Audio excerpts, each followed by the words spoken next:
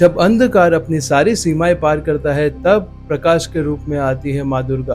हर युग में जब असुरों का अहंकार, असुरों का अत्याचार, असुरों का आतंक बढ़ने लगा, तब माँ अपने अलग अलग रूप धारण करके आई। कभी शांत कौशिकी के रूप में, कभी भयंकर माँ काली के रूप में, कभी योद्धा माँ दुर्गा के रूप में। लेकिन क्या आप जानते हैं वो सब 5 सबसे खतरनाक राक्षस जिनके बारे में हम आज बात करने वाले हैं, जिनके संहार के लिए स्वयं माँ दुर्गा आई, देवी ने अपना रूप बदला। आज हम आपको बताएंगे वो 5 राक्षस। तो ये है अपना next video in the series top 5 content from Hindu stories, जिसमें हम बात करने वाले हैं the 5 demons which was slayed by माँ दुर्गा। वीडियो पे अंत तक जरूर रुके, क्योंकि जो नंबर 4 पे मैं बताने वाला हूँ जिस राक्षस के बारे में, वो बहुत ही खतरनाक था। मेरे हिसाब से हिंदू स्टोरीज में वन ऑफ द डेडलीस्ट राक्षस जो था वो नंबर 4 पे आने वाला है। तो स्टार्ट करते हैं the top 5 list, the demons who were slayed by माँ दुर्गा। इससे पहले हम आगे बढ़े, मैं बताना चाहूँगा ये टॉप 5 जो लिस्ट है वो मेरी पर्सनल है, मेरी पर्सनल इंटरप्रिटेशन के हिसाब से है, राइट। तो ज़रूरी नहीं है आपके भी, क्योंकि देवी ने तो कितने दैत्यों का अंत किया।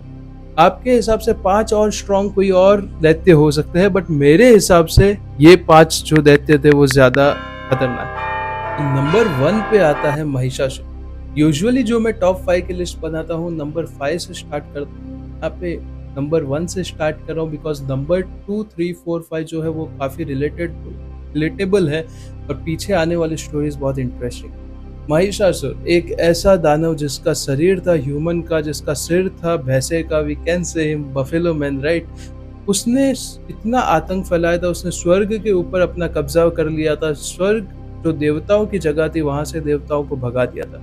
सब देवता पहुंचते हैं ब्रह्मा जी के पास, विष्णु जी के पास, महादेव के पास, पर उनके पास भी महिषासुर के अंत का कोई हल नहीं था, क्योंकि महिषासुर ने एक ऐसा वरदान ले लिया था जिससे कोई भी पुरुष उसकी हत्या नहीं कर सकता। महिषासुर नारियों को या स्त्रियों को इतना इम्पोर्टेंट या इतना महान नहीं समझता था कि वो ये सोचता था कि मुझे नारी कैसे कोई मार सकता। तब माँ दुर्गा का अवतरण होता है। माँ दुर्गा एक ऐसा स्वरूप जिसके पास वर्ल्ड की जो भी शक्तियां हो सकती थी सब कुछ थी। महादेव का त्रिशूल, भगवान विष्णु का सुदर्शन और जितने भी अस्त्र शस्त्र से सुसज्जित शेर पे सवार होकर महिषासुर को अपने शेर का चारा बना देती है माँ दुर्गा। पोस्ट महिषासुर अब बात करते हैं हम लोग नंबर 2 के ऊपर।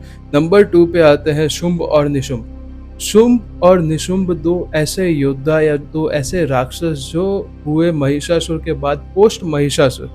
ये 2 ऐसे राक्षस थे जो बहुत ही क्रूर थे, बहुत ही कैरेक्टर से खराब और बहुत ही आसुरी प्रवृत्ति के दैत्य थे, जो स्वर्ग के ऊपर कब्जा ये भी कर लेते हैं और देवताओं को सेम स्टोरी निकलवा देते हैं। उसके बाद माँ कौशिकी के रूप में माँ दुर्गा हिमालयों में प्रार्थना या तपस्या कर रही होती है। तभी शुंभ बोलता है कि मुझे कौशिकी माँ से विवाह कर। माँ ऑब्वियसली बात है भगा देती है कि भाई पहले मुझे डिफीट तो करो। इसके लिए वो सबसे पहले भेजता है धूम्रलोचन। धूम्रलोचन जिसको माँ दुर्गा या माँ काली खत्म करती है, आते हैं नंबर 5 पे। धूम्रलोचन नाम से ही समझ पड़ रहा है, लोचन मतलब आंखें, धूम्र मतलब स्मोकी आईज का राक्षस धूम्रलोचन अपनी सेना के साथ आता है हिमालय में माँ कौशिकी को किडनैप करने के लिए, बोल सकते हैं शुंभ के लिए। माँ काली आती है वहां पे और अपनी एक फूक में, just by one breath, Dhumralochan का संहार करती है और उसकी पूरी सेना को माँ काली या माँ दुर्गा का जो शेर होता है वो एक ही पल में खा जाता है या निपटा देता है। तो नंबर 5 धूम्रलोचन। ये बात जब शुंभ और निशुंभ को पता चलती है तब उनका ऑब्वियसली दिमाग खराब होता है और नंबर 4 पे वो भेजते हैं रक्तबीज। रक्तबीज एक ऐसा राक्षस जो इतना डेंजरस था, जो आया युद्ध में सेम तरीके से किडनैप करने के लिए या उठाने के लिए। माँ काली उसको मारना चालू करती है। जैसे ही तलवार से उसका खून निकलता है, वो खून से दूसरा रक्त बीज पैदा होता है। नाम से आपको पता चल रहा होगा रक्त बीज मतलब क्या, ब्लड का सीड। जैसे ही उसको ऐसा वरदान था कि उसका जैसे ही एक ब्लड रक्त का ड्रॉप होगा, एक नया क्लाउन रक्त बीज उससे भी शक्तिशाली पैदा हो जाएगा।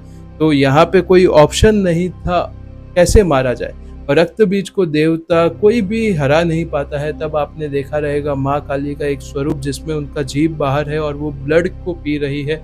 वो ब्लड, ये तरीका निकाला जाता है कि सिंस उसको मारा नहीं जा सकता, उसको काट के उसका ब्लड ही पी लिया जाता है ताकि कोई दूसरा क्लाउन या दूसरा रक्त बीज पैदा ही ना हो सके।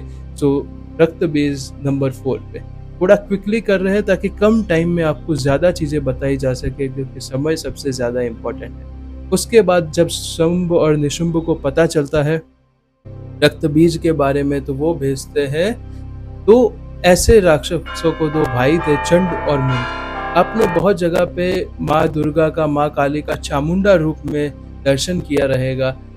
हमारी पर्सनल बता रहा हूँ कि जो मेरी कुलदेवी है हमारे गांव की, वो भी चामुंडा माता ही है। तो चामुंडा कैसे नाम पड़ा? चंड और मुंड वही बहुत शक्तिशाली दैत्य थे, कमांडर बोल सकते हैं शुंभ और निशुंभ की आर्मी के। जब वो आते हैं तो माँ काली चंड का सिर काट के अपने हाथ में ले लेती है और मुंड का जो सिर है वो अपने पैरों के नीचे कुचल देती है। तो आपने महाकाली के कुछ स्वरूप देखे रहेंगे जिसमें उनके हाथ में 2 चंड और मुंड के सिर होते हैं, और इसी तरह माँ दुर्गा उनको नाम देती है चामुंडा।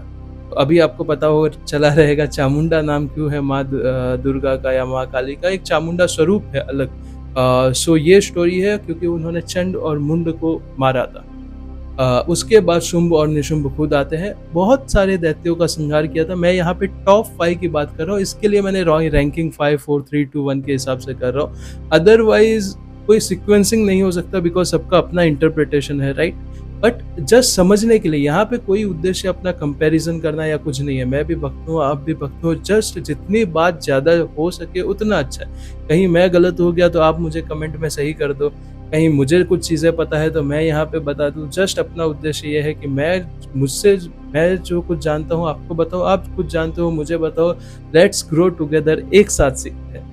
फिर आते हैं शुंभ और निशुंभ। पहले निशुंभ आता है।